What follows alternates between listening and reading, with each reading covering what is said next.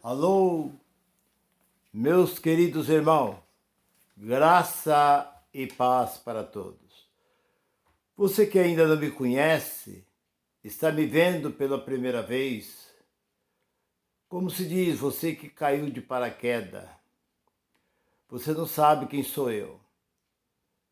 Eu sou o Nilson Queiroz, do canal Verdadeira Graça.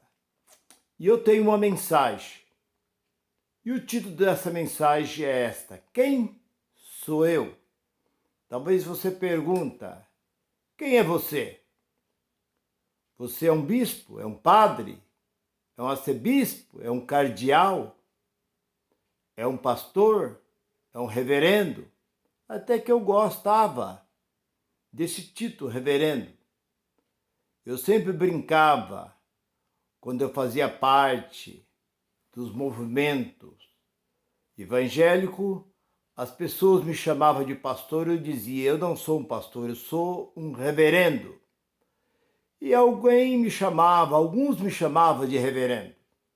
Mas na verdade, eu não sou nenhum desses títulos.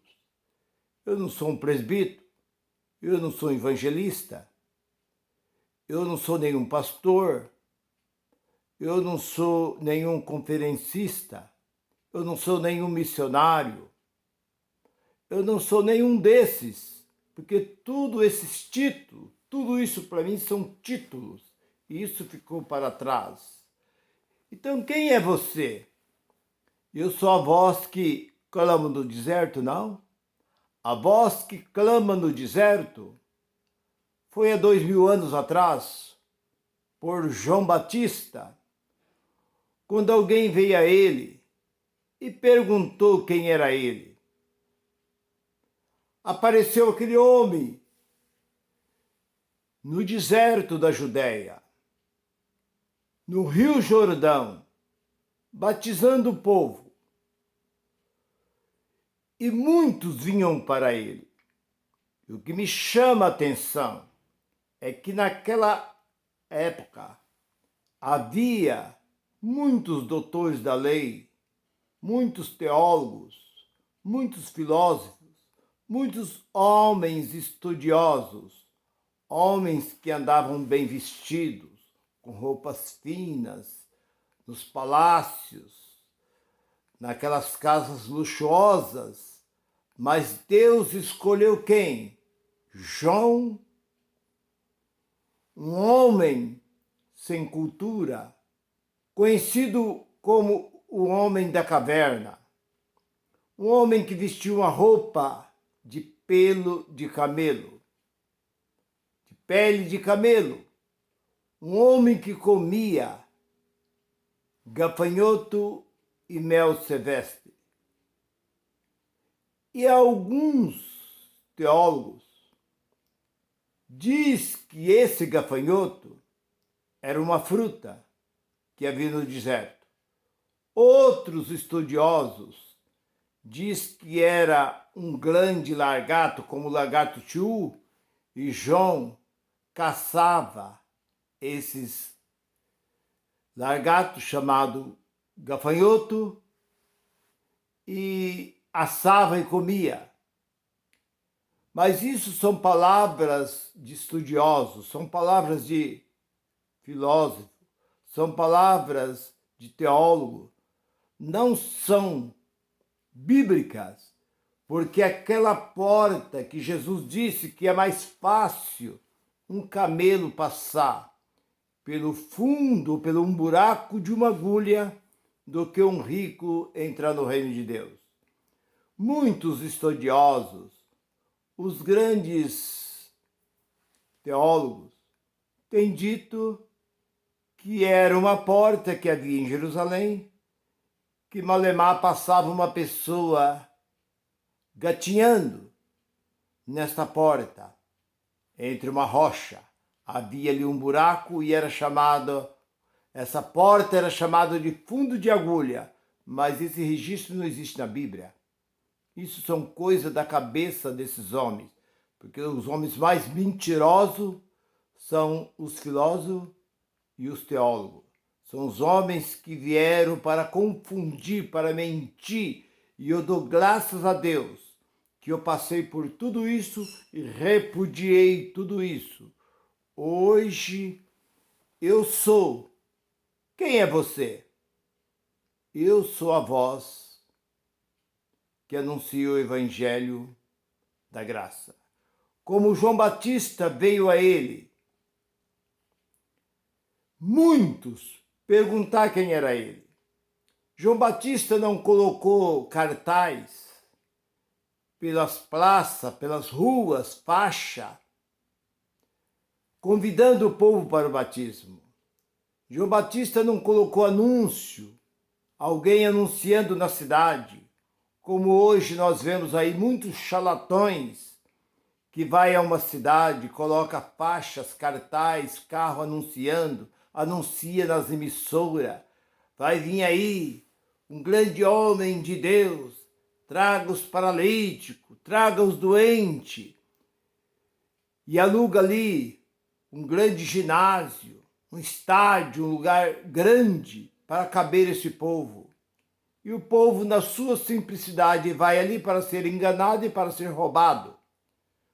Porque esses homens são roubadores. Porque ladrão não são aqueles que assaltam banco. Ladrão não são aqueles que assaltam de mão armada. Ladrão são aqueles que assaltam o povo na própria palavra. Usa, e são pior do que esses assaltantes de banco, assaltantes de mão armada, porque eles não usam o nome de Deus, mas esses assaltantes religiosos, eles usam o nome de Deus para assaltar. Eles levam até a sua aliança. Mas por que você está dizendo isso? Porque eu tenho visto. Vivi 43 anos no meio deste povo, eu sei do que estou falando. Cheguei ao cargo mais alto. Eu sei de tudo do que eu falo e provo. E posso dizer até o nome das denominações. As piores denominações que nós temos neste Brasil, eu posso citar o nome delas. Então aí, esses ladrões, enganando o povo só no blá blá blá. Não precisa colocar arma, não precisa arrombar a casa, não precisa fazer nada. Estão enricando com apenas usando o nome de Deus para roubar este povo. Então João Batista não fez nada disso. Deus enviou este povo a João para ser batizado. Batizado para quê? Para tirar os pecados? Não. A Bíblia diz em Hebreus capítulo 9, versículo 22, sem derramamento de sangue não há remissão de pecado. O pecado foi removido do povo através do sangue. A água não tira o pecado do homem.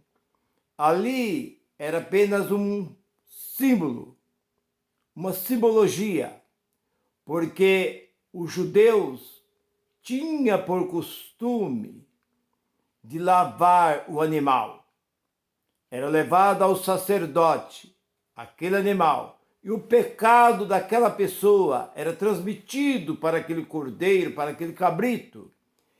E aquele animal era levado ao sacerdote antes de ser abatido, antes de ser sacrificado, aquele animal era lavado. Então a água simbolizava purificação.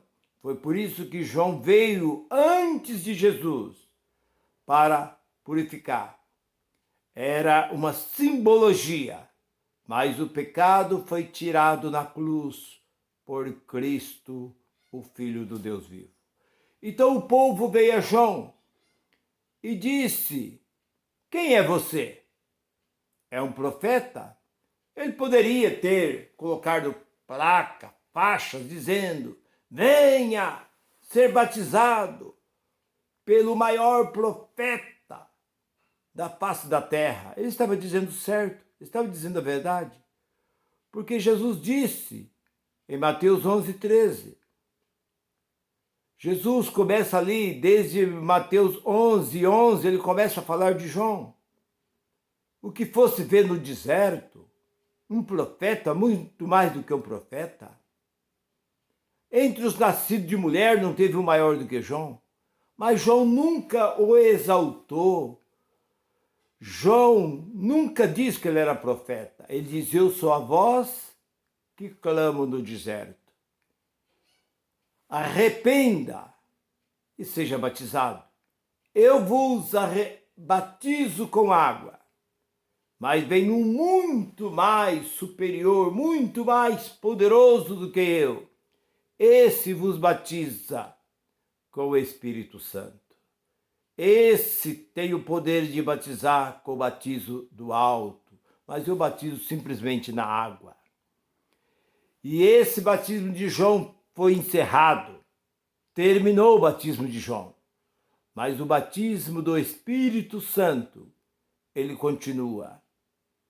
Ele veio sobre o homem e a mulher até os dias de hoje.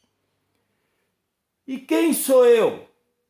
Eu sou aquele que anuncia o verdadeiro evangelho da graça. Porque nas cartas de Gálatas, capítulo 2, e versículo, nós vemos ali no versículo 7, né, que há dois evangelhos. O evangelho da circuncisão e o evangelho da incircuncisão. O evangelho da circuncisão durou até o ano 70, quando o templo foi derrubado.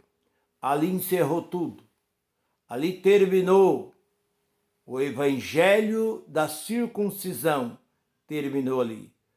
Porque os apóstolos seguiram a mesma linhagem do Senhor Jesus Cristo. Do Senhor Jesus de Nazaré, que ensinou que batizasse, fosse por todo o mundo e pregasse. Mas que mundo é este? Mundo judeu. Não era o mundo gentil. O mundo gentil foi dado ao apóstolo Paulo. E o apóstolo Paulo não pregou o evangelho da circuncisão, da incircuncisão. Não tinha nada a ver, porque o gentil não tem lei. Romanos capítulo 2 e versículo 14. Para nós, gentil, não existe lei. Todas as leis foi para os judeus. Para nós, gentil, não temos lei nenhuma a cumprir. O que nós temos que crer é somente no sacrifício sangrento de Cristo, que Cristo morreu para salvar a humanidade. Nós somos salvos pelo sacrifício sangrento de Cristo naquela cruz que chegou até a nós. Para Deus não tem, como ali Gálatas capítulo 3 e versículo 28, não existe judeus, não existe grego, romanos, não tem preto, não tem branco, não tem pobre, não tem rico, não tem feio nem bonito, somos todos um só para Cristo. Somos todos iguais. Não há diferença. Entre nós, somos um só na pessoa de Cristo. Então, eu, Nilson, estou pregando neste momento o evangelho da incircuncisão, que você não precisa sair de onde você está para ir em busca de Deus, porque Deus está dentro de você. Quando eu preguei, dias atrás, que nenhum homem pode entrar dentro de uma igreja. Nenhum homem é capaz de entrar dentro de uma igreja. Só Deus pode entrar dentro de uma igreja. E eu ainda cantei uma música que disse: desate que eu quero ver, esse sinal que eu lhe dei, não, você não pode desatar. Desate que eu quero ver. Então, esse nó que eu lhe dei, eu cantei essa música. Desate que eu quero ver, esse nó que eu lhe dei. Você tem que desatar, mas você não consegue desatar se você não tiver o conhecimento. Porque só Deus é capaz de entrar dentro da igreja. Porque a igreja é vida. A igreja somos nós. Só Deus pode entrar lá dentro. Homem não pode entrar dentro de uma igreja. Você não pode e nem deve chamar o lugar que você frequenta de igreja. Isso é apenas um amontoado. Uma porção de gente que se amontoa num lugar. Não é nada mais do que isso. A Bíblia chama isso de movimento.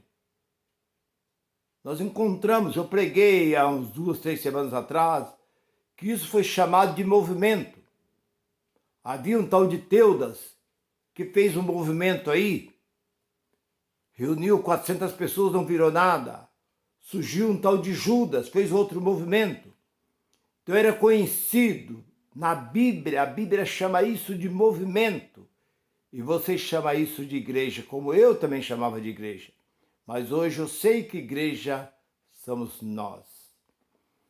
Há uma ilustração que um certo homem olhando para um homem rico, aquele homem que tinha uma bonita casa, aquele homem que tinha um bonito carro na garagem, ele olhando para aquele ricaço, ele disse: será que eu queria ser aquele homem? Logo veio a resposta para ele: não. Ele tem o que eu não tenho, mas eu tenho o que ele não tem. O que ele tem e eu não tenho é passageiro. O que ele não tem e eu tenho é a vida eterna. E essa vida está em nós, está em você. Então você não precisa deslocar do seu lugar para ir a este lugar chamado igreja, porque igreja não existe, igreja são vidas. Você pode até ir a este lugar por questão de amizade, mas buscar a Deus você busca onde você está. Porque o próprio Jesus de Nazaré disse para a mulher samaritana no capítulo 4 do livro histórico de João, e versículo 23, 24, ele diz, a mulher disse: meus pais adoraram neste monte. Uns diz que é neste monte, outros diz que é em Jerusalém. E diz: nem nesse monte, nem em Jerusalém, mas os verdadeiros adoradores adoram o Pai em espírito e em verdade.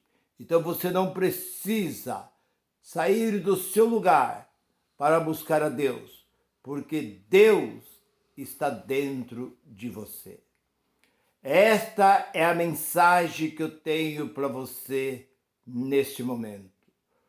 Que você gostou dessa mensagem, curte essa mensagem, divulga esta mensagem. Todo sábado eu estou trazendo nova mensagem para a edificação da nossa vida espiritual. Graça e paz para todos. Bye, bye.